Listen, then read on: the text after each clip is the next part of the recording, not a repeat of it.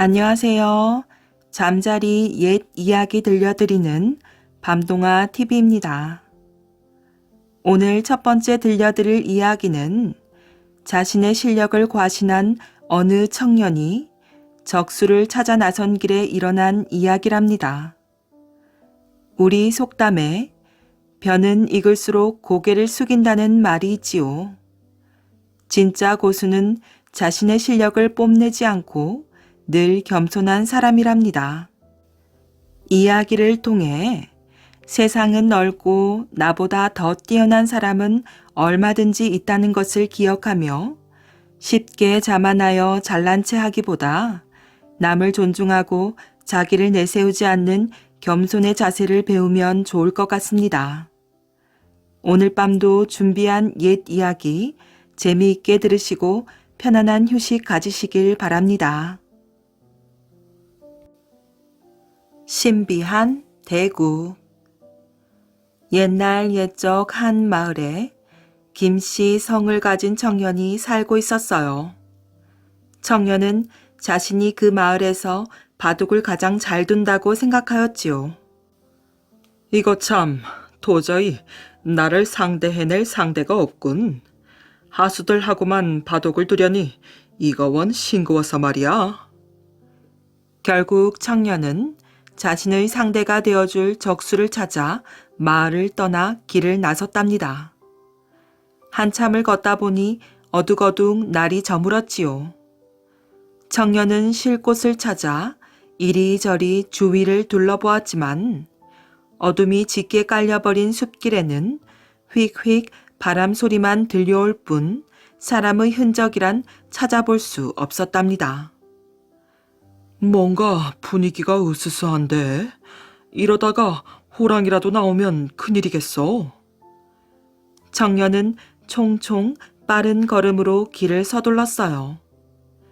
그때 저 멀리서 반짝반짝 개똥벌레의 빛 같은 작고 희미한 불빛이 비쳤지요. 휴, 이제야 살았구나. 청년이 안도의 한숨을 내쉬며 그 불빛을 따라가 보니 외딴 초가집 한 채가 나왔답니다. 집이 좀 허름해 보이긴 하지만 하룻밤 묵으면서 밤 이슬이라도 피해야겠어. 여보시오, 주인어른 계십니까? 청년은 하룻밤 쉬어가기를 정하려고 똑똑 문을 두드려 보았지요. 잠시 후 꽃처럼 아리따운 젊은 부인이 대문을 열고 나왔답니다. 댁은 누구신지요? 저는 길 가던 나그네인데 밤이 깊어 길을 잃었기에 하룻밤 신세를 지고자 합니다. 집이 누추한지라 그래도 상관없으시다면 들어오시지요. 방긋방긋 웃으며 청년을 맞이한 젊은 부인은 그 집의 며느리였어요. 청년은 부인이 안내해준 방에 짐을 풀었지요. 하루 종일을 걸어 나른한 다리를 쭉 뻗고 잠자리에 들렸는데 옆방에서 도란도란 말소리가 들려오기 시작하였어요. 얘야, 우리 잠도 안 오는데 바둑이나 한판 둘까? 네, 어머니. 네가 먼저 두어라. 그것은 시어머니와 며느리 간에 주고받는 말이었어요. 바둑을 둔다는 말에 청년은 귀가 번쩍 뜨여 벽 쪽으로 귀를 바짝 대고 유심히 듣기 시작하였지요. 그런데 이상하게도 바둑판을 갖다 놓고 두는 것 같지가 않았답니다. 어머님, 저는 오른쪽 위의 소목에 두었어요. 그래, 나는 왼쪽 아래 곰목에 두었다. 이런 식으로 몇십 번을 말로 주고받더니 기어코 젊은 며느리는 이런, 제 돌이 죽었네요. 오늘은 제가 졌습니다. 라고 하는 것이 아니겠어요.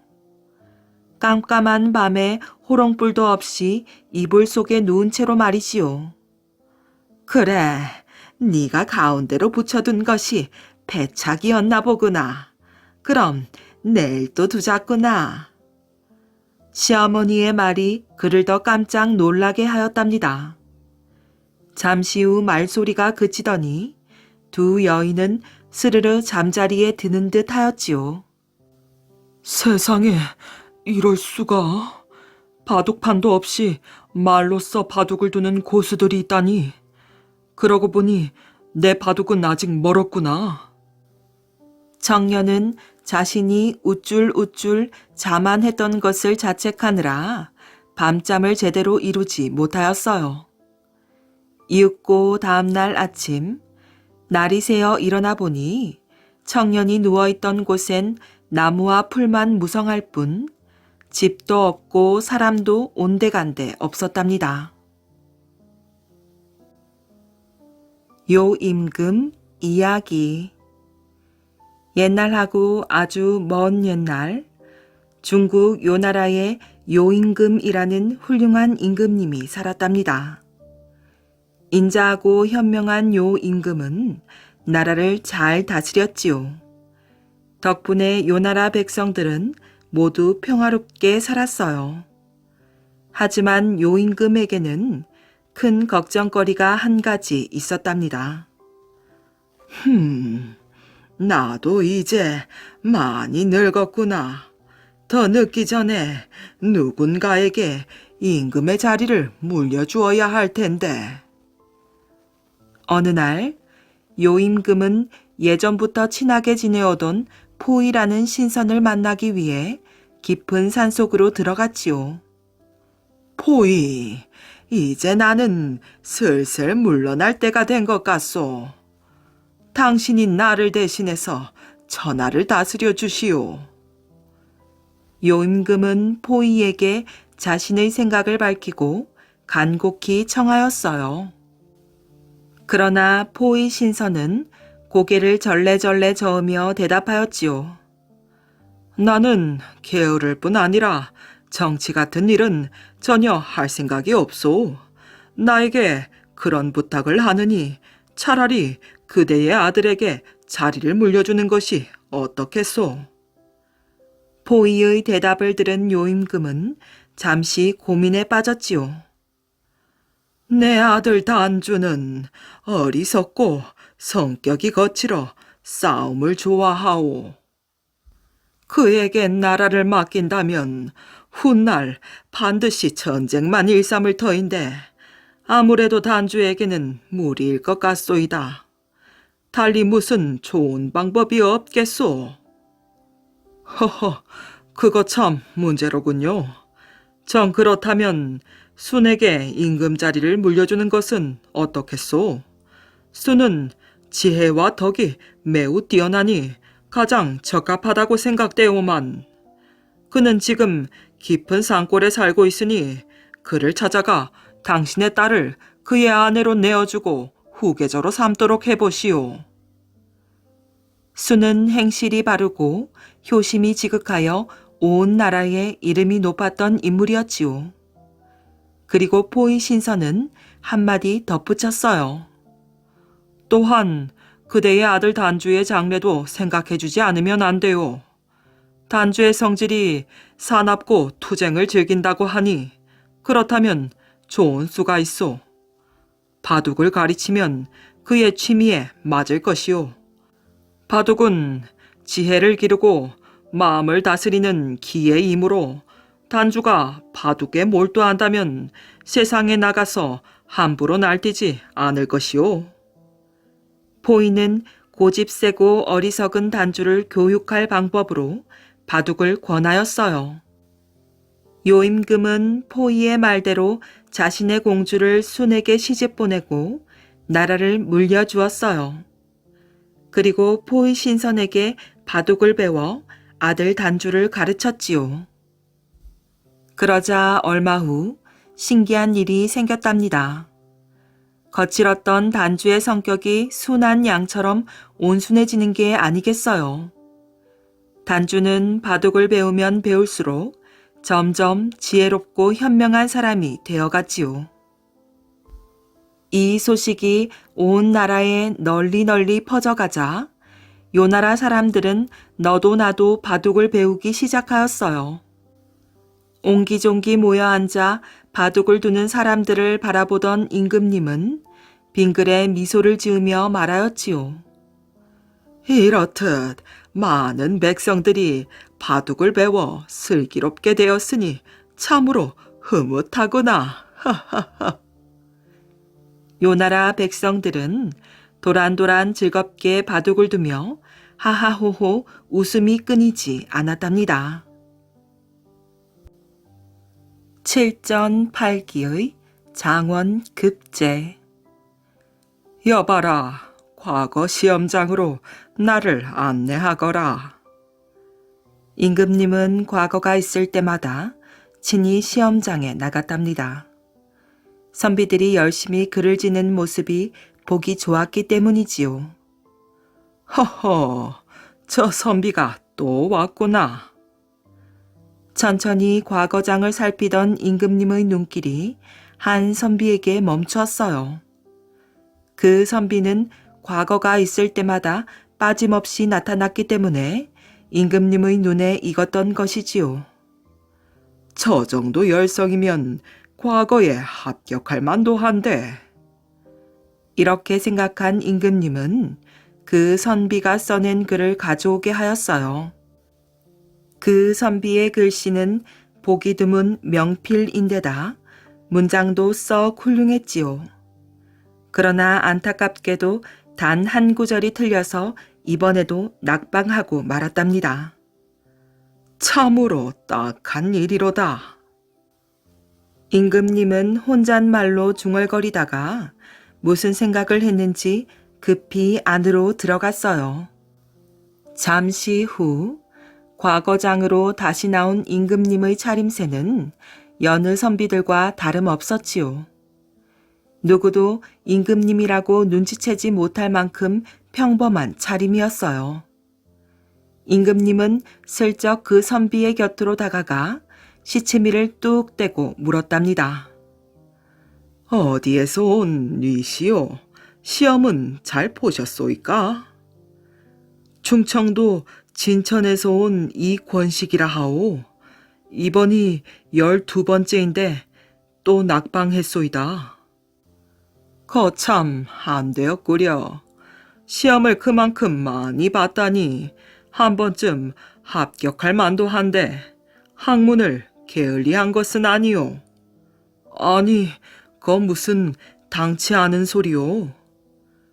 선비는 화를 버럭내며 한숨을 푹 쉬었답니다. 그리고는 자기의 이야기를 털어놓았지요. 사실 선비는 학문을 게을리한 사람이 아니었어요. 평소에도 글 읽기를 좋아하여 늘 책 속에 묻혀 살았지요. 그러다가 과거를 본다는 소문이 돌기라도 하면 글 공부에 날이 새는 줄도 모를 만큼 열심이었답니다. 바깥에 외출할 때는 책을 한 장씩 떼어 이를 소매 속에 놓고 다녔답니다. 그러면서 틈틈이 소매 속을 뒤져서 책을 외우곤 하였지요. 그래서 책 한 권을 다 외우면 책 한 권이 다 없어지기도 하였지요. 옛날의 공부는 지금과 달리 책을 다 외우는 것이었거든요. 한 번은 이웃 마을 양반집에서 책을 한 권 빌려온 적이 있었어요. 그것은 아무나 구하기 어려운 아주 귀한 책이었지요. 그 무렵 마침 마을에 잔치가 있었답니다. 선비는 여느 때의 버릇대로 그 책을 한 장 떼어서 소매 속에 놓고 갔어요. 그런데 공교롭게도 그 잔치집에 와 있던 책 주인에게 그 사실이 들통나 버렸지요. 책 주인은 버럭 화를 내었어요. 아니, 남의 책을 마구 찢어서 가지고 다니다니 당장 내 책을 돌려주게. 선비는 어쩔 줄 몰라 하며 쩔쩔매었지요. 저 이틀만 시간을 주시면 새 책을 구해 돌려드리겠습니다. 선비는 책 주인에게 겨우 사정하여 궁지에서 벗어났답니다. 집으로 돌아온 선비는 바로 먹을 갈아 책을 베끼기 시작하였어요. 선비는 이틀 밤을 꼬박 세워 책을 겨우 다 베꼈지요. 마침내 선비는 베낀 책을 주인에게 돌려주고 원래의 책은 자신이 가질 수 있게 되었어요. 한동안 선비의 얘기를 열심히 듣고 난 임금님은 고개를 끄덕였지요. 허허, 그렇게 학문을 열심히 닦았는데도 합격을 못했다면 과거에 운이 없었나 보구려. 그래, 과거에 급제하여 벼슬을 얻는 것이 그렇게도 소원이요. 임금님은 풀이 잔뜩 죽어있는 선비에게 물었어요. 글 읽는 선비치고 누군들 그런 꿈이 없겠소. 나는 선비 가문에 태어나 어려서부터 줄곧 학문을 갈고 닦았소. 그렇게 학문을 익힌 뜻은 나라와 백성을 위해 쓰자는 것 아니겠소. 임금님은 선비의 마음가짐이 올바르다는 것을 알고 고개를 끄덕였지요. 그리고는 선비의 소매를 끌고 사람들의 눈을 피해 한적한 곳으로 갔답니다. 소문을 들으니 이번 과거에는 급제한 사람이 없어 앞으로 석 달 뒤에 다시 과거가 열린다고 하더이다. 아니, 그게 정말이오? 그렇소.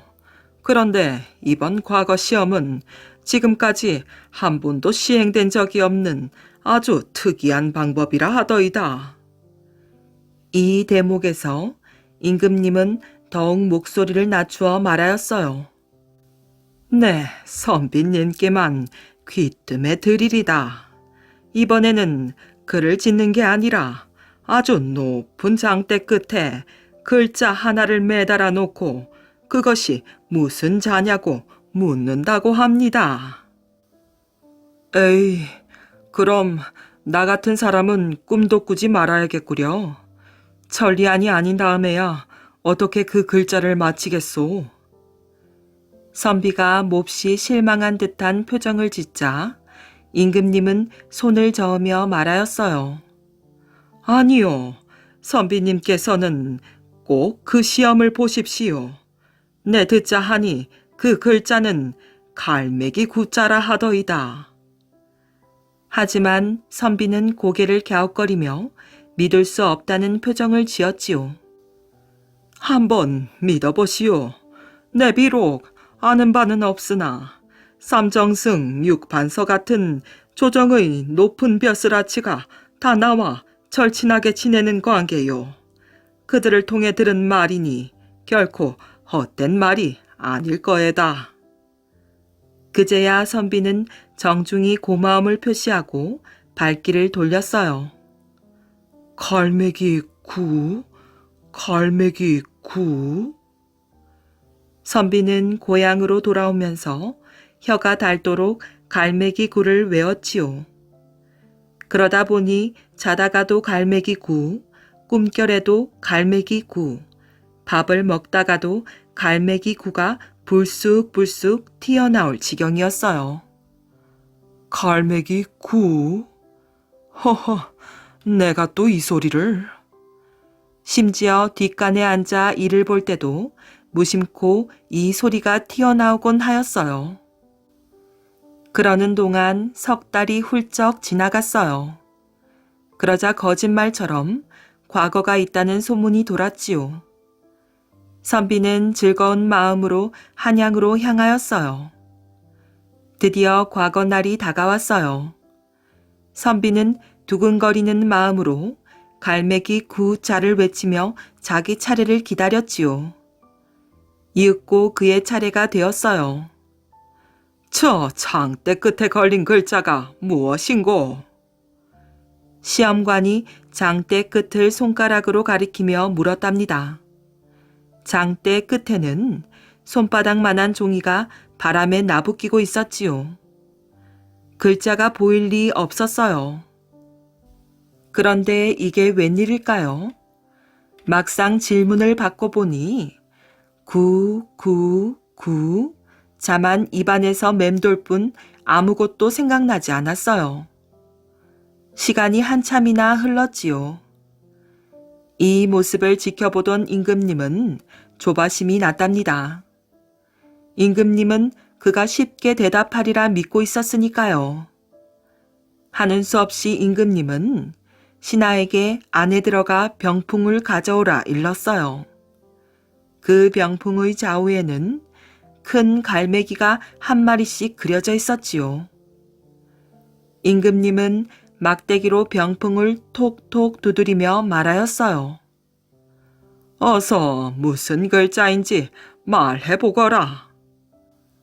임금님이 재촉하자 선비는 마음이 더욱 조급해졌답니다. 아유, 그게 구자는 구자인데 도대체... 선비는 기억을 되살리려 애쓰다가 곁눈으로 흘끔 임금님의 얼굴을 보았어요. 그 순간 선비는 까무러칠 듯이 놀랐지요. 석 달 전 자기에게 과거 시험이 있을 것을 일러주고 그 내용까지 귀뜸해준 이가 바로 상감마마가 아니겠어요. 선비는 그제야 이 과거 시험은 자신을 위해 베푼 것이라는 사실을 깨달았지요. 임금님은 헛기침을 계속하며 더욱 크게 병풍을 두드렸어요. 마침 이 소리가 선비의 귀에 톡톡 톡톡 하고 들렸답니다. 그 순간 이런 말이 튀어나왔어요. 똑똑이 구자입니다. 이 말이 떨어지기가 무섭게 시험관의 호령 소리가 뒤따랐어요. 틀렸으니 썩 물러가거라. 선비는 안타까운 얼굴로 시험장을 물러나왔어요. 그때 임금님의 목소리가 들렸지요. 잠깐, 시험관은 들으라.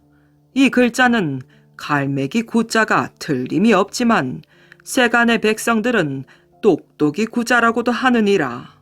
그러니 저 선비의 대답이 틀린 게 아니니라.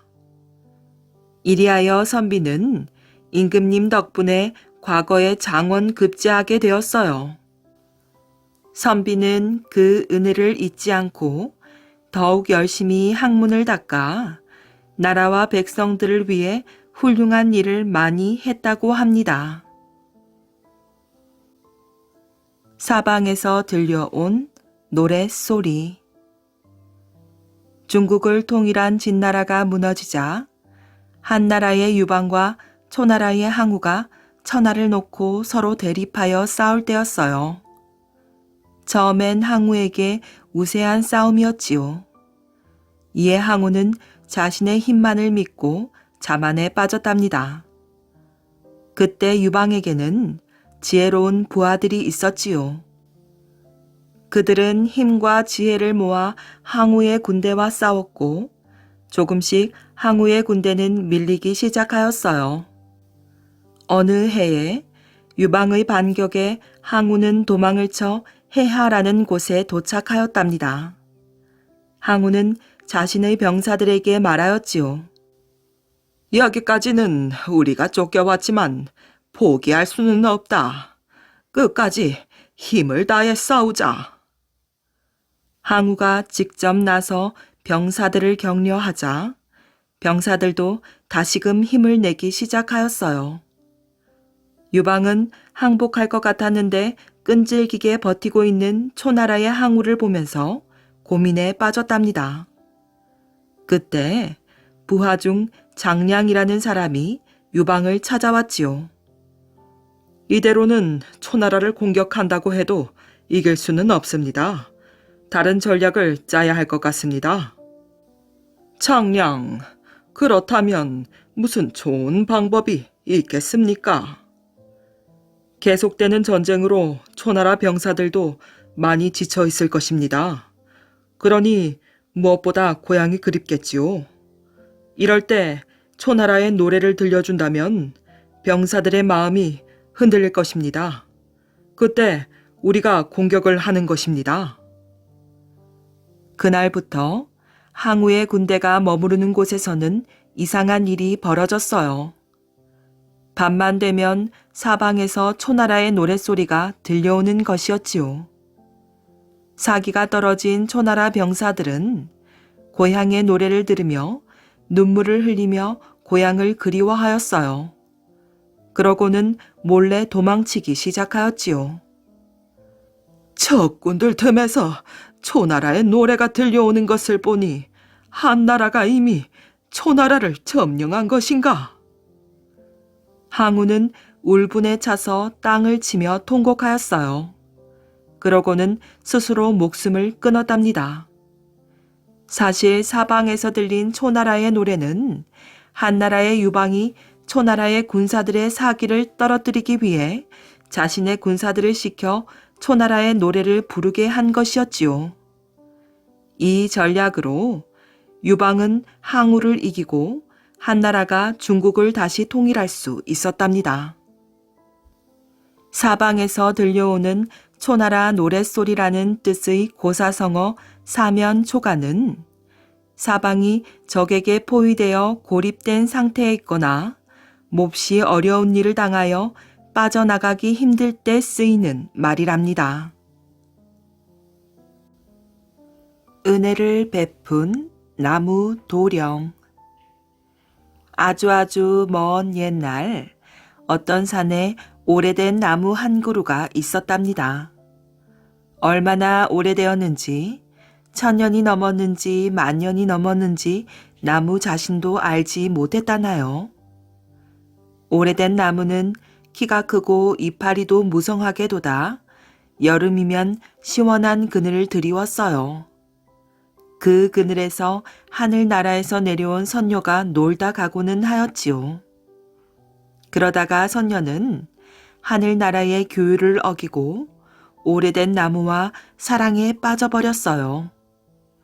그리하여 나무 도령이라는 이름의 아이를 낳고 오래된 나무와 행복하게 살았답니다.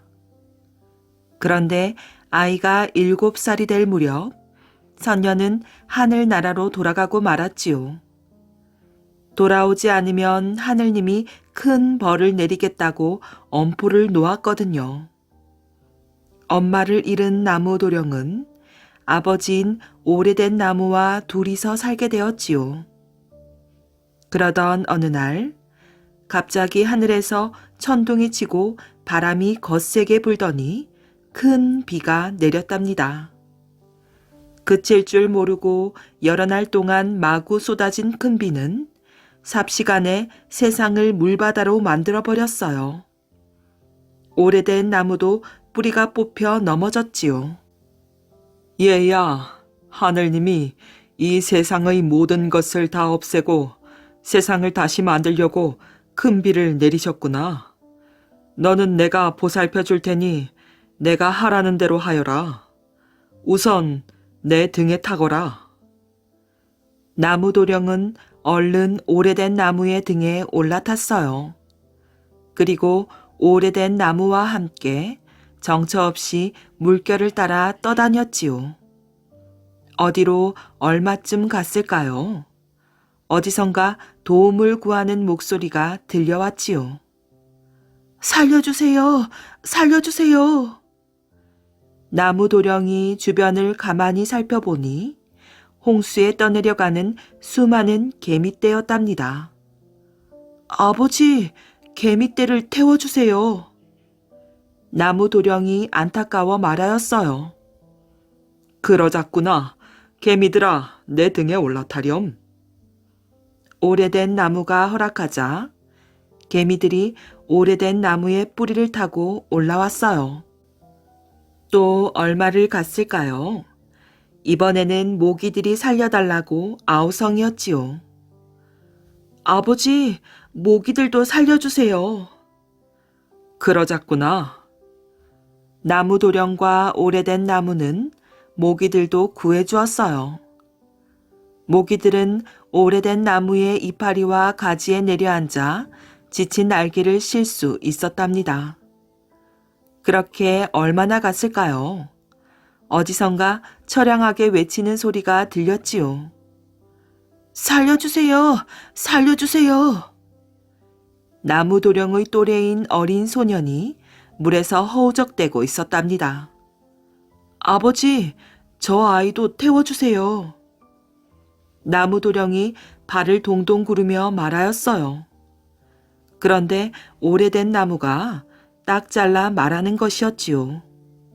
안 된다. 그냥 가자꾸나. 그때 그 소년이 또 부르짖었어요. 살려주세요. 저는 헤엄을 못 칩니다. 나무도령은 그 소년이 너무 가여웠어요. 그래서 아버지한테 다시 부탁해 보았지요. 아버지, 헤엄을 못 친대요. 제발 살려주세요. 하지만 오래된 나무는 묵묵히 앞으로만 나아갔어요. 살려주세요. 이젠 힘이 없어요. 다시 또 소년이 애타게 부르짖었지요. 너무 지친 나머지 곧 물속으로 가라앉을 것만 같았어요. 아버지, 금방 죽을 것만 같아요. 어서 구해주세요. 나무도령이 다시 한번 간절히 애원했어요. 그러자 오래된 나무는 이런 말을 하였어요. 얘야, 만약 저 아이를 살려주면 나중에 반드시 후회할 날이 올 것이다. 그래도 괜찮겠느냐? 그래도 괜찮아요. 저 불쌍한 아이를 살려주세요. 나무도령이 눈물을 흘리며 말하였어요.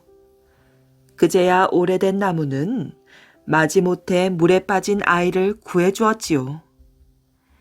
정처 없이 헤매던 나무도령 일행은 마침내 어느 조그마한 섬에 닿았어요. 그곳은 세상에서 가장 높은 산봉우리였지요. 큰 홍수 때문에 온 세상이 물에 잠기고 이 봉우리만 겨우 남겨진 거였어요. 두 아이는 그 섬에 내렸답니다. 개미떼와 모기떼는 나무도령에게 고맙다는 인사를 하고 각각 제 갈 길을 가버렸어요. 그때 오래된 나무가 나무도령에게 말하였지요. 아들아, 나는 또 머나먼 여행을 해야 한단다.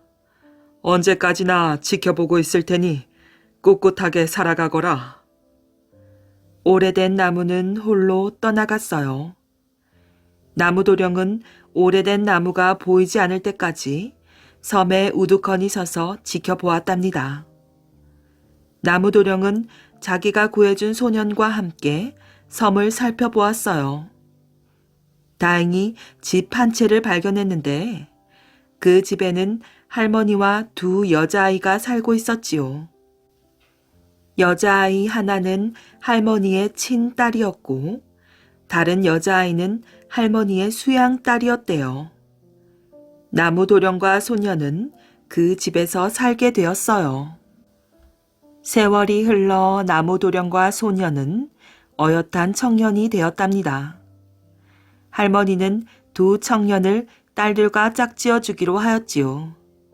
그런데 두 청년 모두 할머니의 친딸과 결혼하기를 원하였어요. 친딸은 마음씨가 곱고 예뻤지만 수양딸은 게으르고 성질이 사나웠거든요.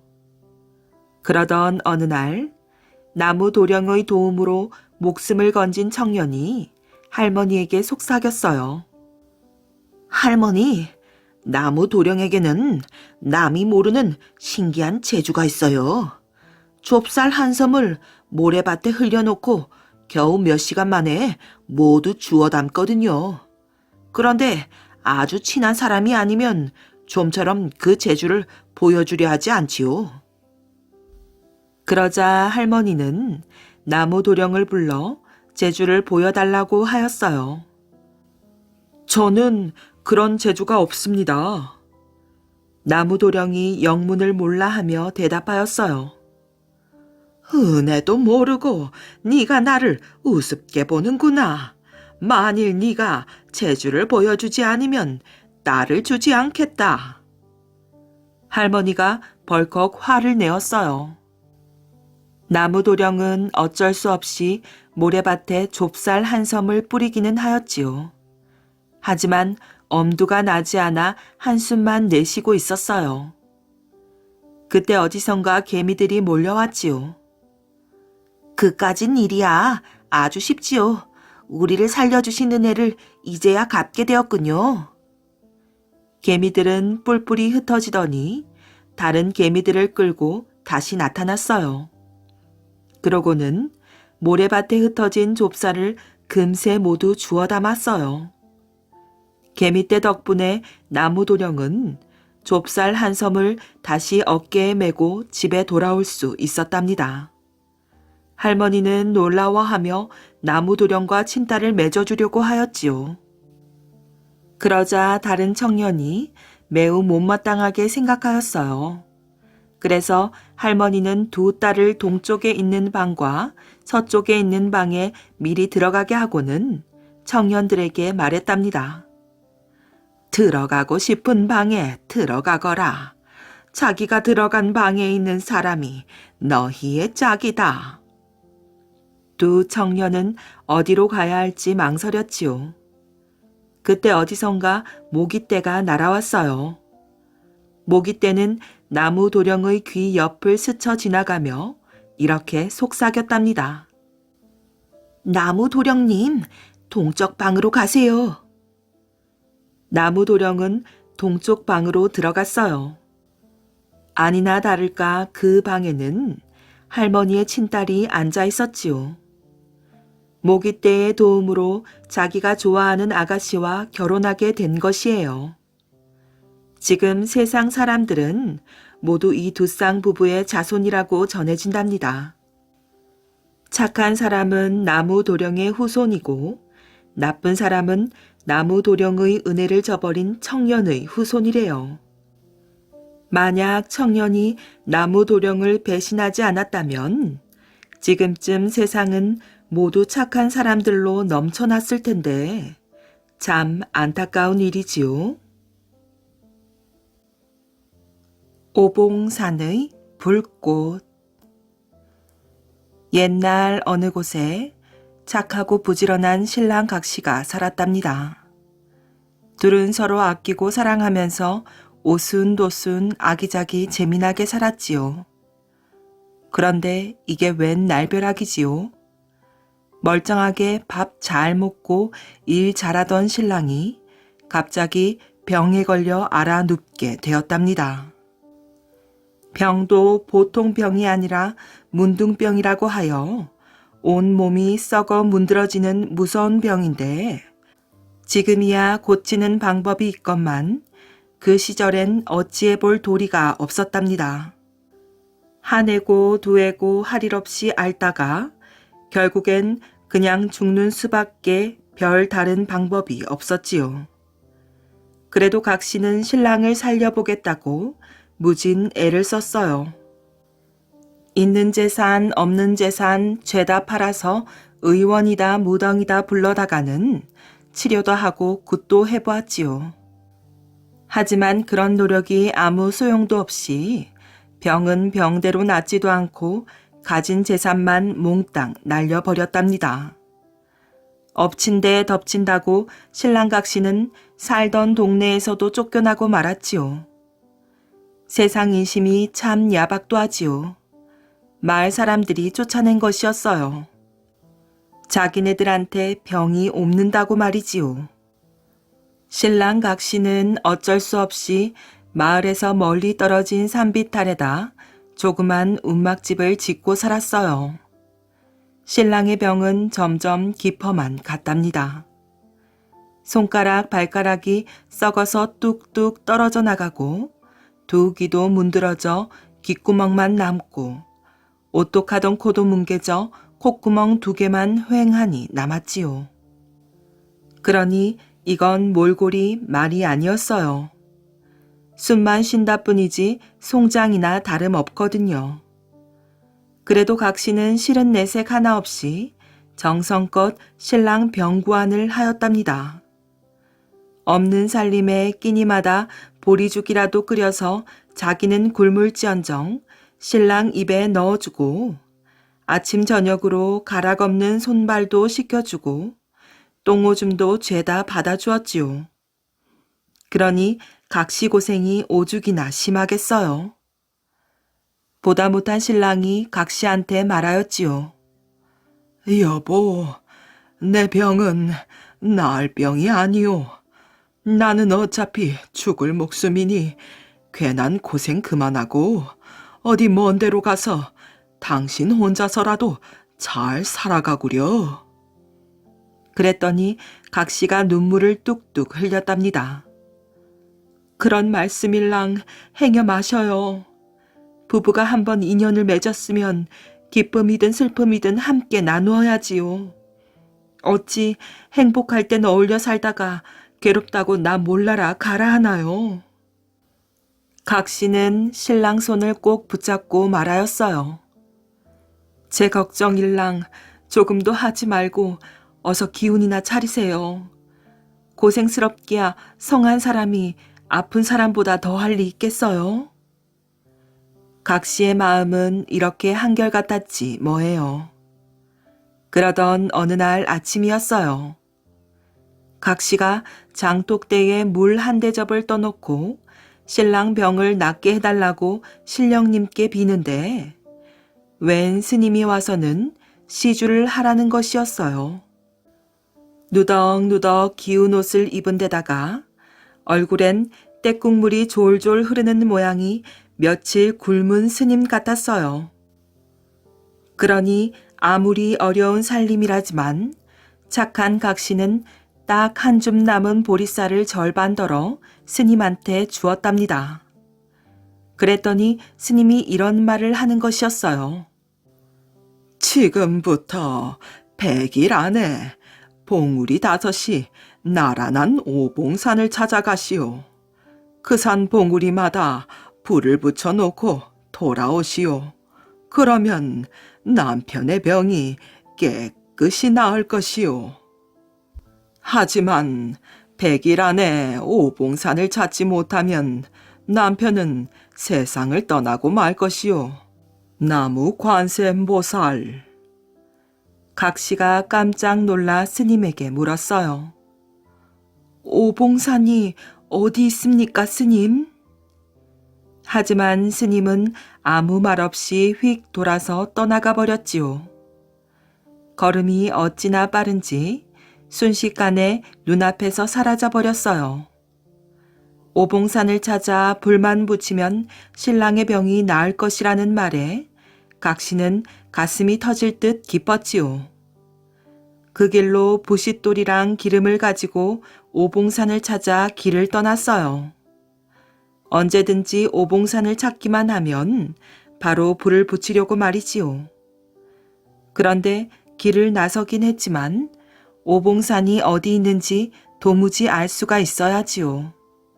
그래서 만나는 사람마다 붙잡고 물었어요. 오봉산이 어디 있나요? 하지만 오봉산을 아는 사람은 아무도 없었답니다. 글쎄요. 이봉산, 삼봉산은 알아도 오봉산은 모르겠는데요. 혹시 오봉산이 어디 있는지 아세요? 토봉산, 전봉산은 들어봤어도 오봉산은 처음 듣습니다.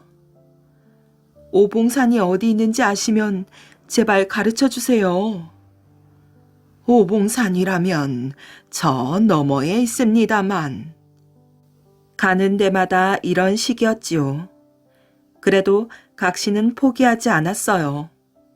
고개를 수없이 넘고 강을 수없이 건너 오봉산을 찾아다녔지요.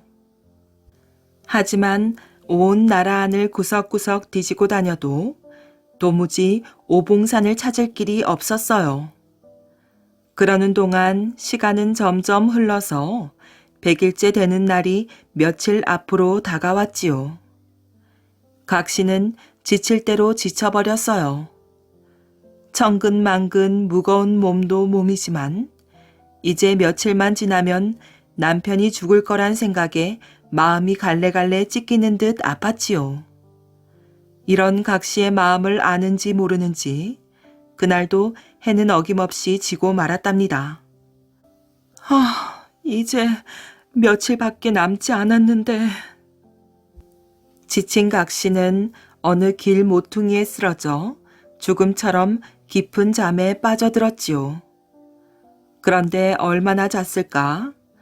꿈결인지 생시인지 누군가 각 씨를 흔들어 깨웠어요. 각 씨가 깜짝 놀라 눈을 뜨니 웬 스님이 눈앞에 서 있는데 자세히 보니 전에 봤던 그 스님이에요. 스님, 제발 오봉산이 있는 곳을 가르쳐 주세요. 각 씨는 눈물을 흘리며 애원했어요. 그러자 스님이 마지못한 듯 입을 여는데 어서 남편이 있는 곳으로 돌아가시오. 오봉산은 그 길목에 있어. 이러거든요. 그러고는 또 휙 돌아서 가버리는 것이었어요. 스님, 좀 더 자세히 가르쳐 주세요. 각 씨가 소리를 지르다가 제 소리에 놀라 벌떡 일어나 보니 그게 꿈이지 뭐예요. 각 씨가 생각했지요. 그래, 어서 돌아가 보자. 스님 말씀대로 가는 길에 오봉산을 찾으면 남편을 살릴 수 있을 테고, 그러지 못한다면 남편의 죽음이라도 곁에서 지켜줘야지. 각 씨는 서둘러 집을 향해 떠났어요. 왔던 길을 되짚어 고개를 수없이 넘고 또 넘고 강을 수없이 건너고 또 건넜지요. 각 씨는 행여 100일 안에 집으로 돌아가지 못할까봐 그 멀고 험한 길을 뛰듯이 걸어갔답니다. 그러면서도 둘레에 있는 산이라는 산은 봉우리가 몇 개인지 죄다 살펴보았지요. 하지만 봉우리 5이 나란한 산은 도무지 나타나질 않았어요. 그러는 동안 남은 며칠이 또 후딱 지나가 마침내 100일째 되는 날이 돌아왔어요. 각 씨의 몸은 이제 만신창이가 되었지요. 100일 동안 온 세상을 헤매고 돌아다녔으니 그럴 수밖에 없지요. 각 씨는 쉴 새 없이 흐르는 눈물을 닦으며 남은 힘을 다해 걷고 또 걸었답니다. 신랑이 숨을 거두기 전에 어서 집으로 돌아가려고 말이지요. 얼마나 더 걸었을까? 해가 뉘엿뉘엿 넘어갈 무렵에 이윽고 먼 발치의 움막집이 보였어요. 각 씨는 이제 뛰다시피 걸었지요. 그런데 그만 힘이 다했는지 집을 코앞에 두고 쓰러져 버렸답니다. 해는 이제 막 서산에 걸렸는데 안 돼. 저 해가 져버리면 100일 동안 홀로 누워있던 가엾은 사람 마지막 가는 길도 지켜줄 수가 없어. 각 씨는 이렇게 중얼거리며 해를 향해 손을 내저었답니다. 해야, 제발 저물지 말거라. 그때였어요. 각 씨가 그토록 찾아 헤매던 오봉산이 나타난 것이지요. 눈물 젖은 각 씨의 눈앞에 붉은 저녁 하늘 위에 봉우리가 5인 산이 나타난 것이었어요. 지는 해를 향해 간절히 내저은 각 씨의 손이 바로 오봉산이었던 것이지요. 아니, 오봉산이잖아. 이게 바로 오봉산이었어. 각 씨는 얼른 기름과 부싯돌을 꺼내 5 손가락 끝에 불을 붙였어요. 세상에서 가장 아름다운 불꽃이 각 씨의 손가락 끝에서 피어올랐지요. 사랑과 정성으로 피운 불꽃이, 간절한 마음이 담긴 불꽃이. 각 씨가 집으로 돌아왔을 때 신랑의 병은 씻은 듯이 나아 있었어요. 뭉개졌던 코와 귀도 새로 돋아나고 떨어져 나갔던 손가락과 발가락도 다시 생겨났지요. 신랑 각 씨는 서로 부둥켜 안고 한없이 한없이 그저 기쁜 눈물만 흘렸답니다. 그 뒤로 2 사람은 세상 어느 누구보다도 오순도순 행복하게 잘 살았대요. 부자가 되었거나 출세를 했기 때문이 아니었지요. 서로 제 몸처럼 아끼고 사랑했기 때문이었어요. 스님이 말한 오봉사는 겉으로는 5손가락을 뜻하지만 속으로는 지극한 사랑과 정성을 뜻하지요.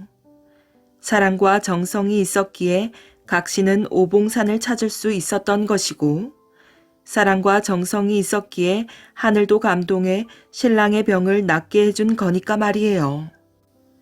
사람이 사람을 사랑하는 지극한 마음, 그게 하늘도 움직이는 엄청난 힘이었답니다. 빚 안 갚는 사람, 빚 안 떼이는 사람. 옛날에 남의 빚을 갖다 쓰면 세상 없어도 안 갚는 사람이 하나 있었어요. 이 사람은 생전 남의 빚을 갖다 쓰면 갚을 줄을 모르는 사람이지요. 그런데 또 남한테 빚을 주기만 주면 세상 없어도 받아내고야 마는 사람이 있었는데, 이 사람은 일전 한 푼이라도 빚을 주면 기어이 받아내고야 마는 사람이다 이 말이지요. 그런데 이제 그 빚 갖다 쓰고 안 갚는 사람이 내 그놈한테서 한번 빚을 갖다 써봐야겠다 하고서는 그 집에 가서 100냥을 빌렸어요. 빚을 꼭 받고야 만다는 사람한테다 며칠까지 빚을 꼭 갚겠다는 서약서를 써놓고서 빚을 얻었지요. 마침내 빚 갚을 날이 되었어요. 그런데 빚을 꼭 받는 사람이 아무리 기다려도 돈을 꾸어간 사람이 빚 갚을 생각을 안 하는 거예요. 빚을 갚을 턱이 없지요. 아직까지 한 번도 빚을 갚아본 적이 없으니까요. 그래서 이제 반드시 빚을 받아내고야 마는 사람이 빚을 꾸어간 사람 집에를 맨날 찾아갔어요. 빚을 받으려고요. 그런데 생전 빚을 안 갚은 사람은 이런 핑계 저런 핑계를 대면서 자꾸 날짜를 미루는 거예요. 그러니까 빚을 꼭 받아내고야 마는 사람은 더는 참을 수가 없었지요. 며칠 날 며칠까지 안 가져오면 그 집 살림을 몽땅 처분해버릴 테니까 그리하시구려 하고 으름장을 놓았어요. 말하자면 마지막 경고를 한 셈이지요. 빚 안 갚는 사람은 그러라고 해놓고는 요번에도 빚 갚을 생각을 통 하질 않는 거예요. 그러다가 마침내 약속한 기간이 다 되어버렸어요. 빚 안 갚는 사람은 자기 아들을 불러놓고서는 얘야, 빚 구워준 사람이 빚을 받으러 올 테니까 너는 나를 관에다가 놓고 내가 죽어버렸다고 소문을 내거라. 그리고 너는 관 앞에서 머리를 풀고 아이고 아이고 하고 곡을 하거라 하고 일렀어요. 아들은 아버지가 시키는 대로 하였지요. 이제 빚을 꾸어준 사람이 빚을 받아낼 요량으로 와서 보니 빚진 사람의 아들이 제 아버지가 죽었다고 곡을 하고 있거든요. 빚을 꾸어준 사람은 제 아버지 죽었다고 아들이 곡을 하고 있는 마당에 차마 빚을 갚으라고 말을 할 수가 없으니까 집으로 그냥 와버렸어요. 그런데 집에 와가지고 곰곰이 생각을 해보니 속이 깝깝한 거예요. 나는 아직까지 빚을 꾸어주고 떼어본 적이 없는 사람인데 이거 까딱하다가는 이놈한테 그냥 떼이게 생겼네. 그럴 수는 없지. 어떻게 해서든 받아내야 쓰겠어. 하면서 부엌에 들어가서는 식칼을 꺼내갖고 갈았어요. 날이 시퍼렇게 서도록 말이에요. 그러고는 이제 그 칼을 품속에 놓고는 그 집애를 다시 찾아갔지요. 가서는 빚진 사람 아들한테 내가 생전에 빚 한 푼을 안 떼어봤는데 네 아버지가 빚을 안 갚고 죽었으니 이제 네가 너희 아버지 대신 꾸어간 100냥을 갚아야 쓰겠다 하고 알아듣게 말을 했어요. 그런데 아들은 정색을 하고서는 제 아버지는 그런 말은 통 안 하시던데요. 빚을 꾸어도 아버지가 꾼 것이니 저는 갚을 수가 없습니다. 이러거든요. 그러니 이제 빚을 받으러 간 사람은 속으로 내 이놈이 그럴 줄 알았다 하면서 그 아들한테 그래? 그렇다면 알 수 없지. 나는 생전 빚을 꾸어주고 띄어보드라 안 했으니 산 사람한테 빚을 못 받을 바에야 죽은 사람 살점이라도 한 점 띄어가야 직성이 풀리겠다 하면서 시퍼렇게 날이 선 칼을 꺼내 들고서는 말릴 새도 없이 시체가 있는 방으로 들어가서 관뚜껑을 열려고 했어요. 아들은 깜짝 놀래가지고 아니, 그 무슨 말씀이세요? 죽기도 원통한데 그 살을 떼어서 어디다 쓰실 거예요? 제가 빚을 갚아 드릴 테니 제발 우리 아버지 살점 띄는 일만은 하지 마세요. 하면서 싹싹 비는 거예요. 그러니 빚을 꾸어준 사람은 지금 당장 갚지 않으면 내 네 아버지 살점이라도 띄어야겠다 하면서 물러서지 않았지요. 그래서 빚꾼 사람의 아들은 아이고 쬐끔만 참으세요. 조상이라도 끝내야 하지 않겠어요? 이러거든요. 그래서 빚을 꾸어준 사람은 이번이 마지막이니 명심하라고 단단히 말하고서는 집으로 돌아갔어요. 그런데 생전 빚을 안 갚아본 사람이 관속에서 모든 걸 다 들어보니 까딱하다간 빚을 갚게 생겼거든요. 그래서 어떻게 하면 빚을 안 갚을까 곰곰이 생각을 하다가 마침내 방법을 알아내 가지고서는 아들을 불렀어요. 얘야, 너는 이제부터 아버지가 살아왔다고 소문을 내거라. 아들은 이번에도 제 아버지가 하라는 대로 하였지요. 그러니 빚 꾸어준 사람이 이 소식을 듣고 가만히 있겠어요? 이놈, 그러면 그렇지. 지가 내 돈을 띄어먹고 죽기는 어딜 죽어? 하면서 그 집을 다시 찾아갔어요. 가니까 빚 꾸어간 사람이 반갑게 맞이하는 거예요. 빚 꾸어준 사람은 죽었던 사람이 다시 살아오니 신기하기도 하여서 어찌 다시 살아왔는가? 하였지요. 그런데 빚 꾸어간 사람은 염라대왕이 나를 보더니만 자네는 아직 올 때가 안 됐는데 잘못 왔네. 다시 나가게. 이러질 않겠나? 그래서 이렇게 다시 살아왔네 그래. 하는 거예요. 그러니까 빚 꾸어준 사람은 호기심이 생겨서 저승은 어떻게 생겼던가? 하고 물었지요. 그러니 빚 꾸어간 사람은 기다렸다는 듯이 말을 술술 풀어가는 거예요. 아이고, 말도 말게. 내가 저승에를 가보니 누구라도 빚져가지고 거길 가면 큰일 나겠더라고. 어째서 그런가? 아니 그게 말일세. 내가 이제 염라대왕을 뵙고서 이승으로 다시 오려고 그러는데 웬 사람이 저기서 어떤 사람한테 몰매를 맞고 있는 거야? 알고 보니 때리는 사람은 빚을 꾸어준 사람이고 맞는 사람은 빚을 안 갚고 죽은 사람이었지. 그래서 내가 가까이 가서 보니 매 맞는 사람이 어디서 많이 본 사람 같더라고.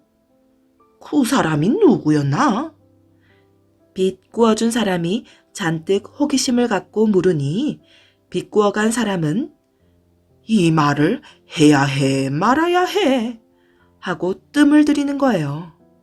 그러니 빚 꾸어준 사람은 더 궁금해져서는 얼른 말해 보라니까 하고 재촉을 하는 거지요.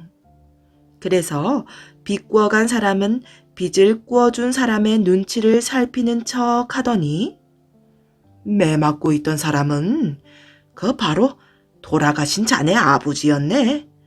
이러는 거예요. 그러자 빚을 꾸어준 사람은 눈이 왕방울만해져 가지고는 아니 이놈이 무슨 소리를 하는 거야? 하면서 버럭 소리를 질렀지요. 그런데 빚을 꾸어간 사람은 내 말 좀 잘 들어보라니까. 알고 봤더니 그 자네 아버지께서 생전에 빚을 200냥이나 지고 갚질 않고 그냥 돌아가셨더라고. 저승에서는 빚을 안 갚고 사람이 죽으면 빚을 꾸어준 사람이 죽어서 저승에 왔을 때 그 사람한테 매를 맞게 돼 있다더군. 그러니 자네 아버지께서 저승에서 얼마나 고생을 하셨겠나. 근데 마침 나한테 우리 아들이 저승길 노잣돈으로다가 넣어준 돈이 200냥이 있었네. 그래서 내가 그 돈으로 자네 아버지 대신 빚을 모조리 갚아주었네. 그러니까 그제서야 매를 안 맞게 되시더라고. 자네 아버지께서 얼마나 고마워하시던지 지금도 눈에 선하네 그려. 하면서 저승의 일을 떠올리는 것처럼 눈을 지그시 감는 거예요. 빚을 꾸어준 사람은 기가 막혀서 아무 말도 못하고 있는데 빚 꾸어간 사람이 한쪽 눈을 뻐끔히 뜨더니만 자네 아버지 말씀이 내가 대신 갚아준 200냥은 이승에 가면 자네한테 받으라고 하시더구만. 그래서 마침 내가 자네한테 진 빚이 100냥이 있으니까 그것 제하면 내가 자네한테서 100냥을 받아야 하지 않나. 그런데 또 가만히 생각해보니 내가 빚을 안 갚고 죽어서 자네도 그간 마음고생이 여간 심하지 않았겠더라고. 해서 내가 그 돈을 받지 않기로 했네. 이러는 거예요. 그러니까 빚을 꾸어준 사람은 별 수 없이 빚을 돌려달란 말도 못하고 그냥 집으로 와버렸지요. 이렇게 해서 결국 빚을 꾸고도 생전 빚을 갚아본 적이 없는 사람은 이번에도 빚을 안 갚고 무사히 넘어갔답니다.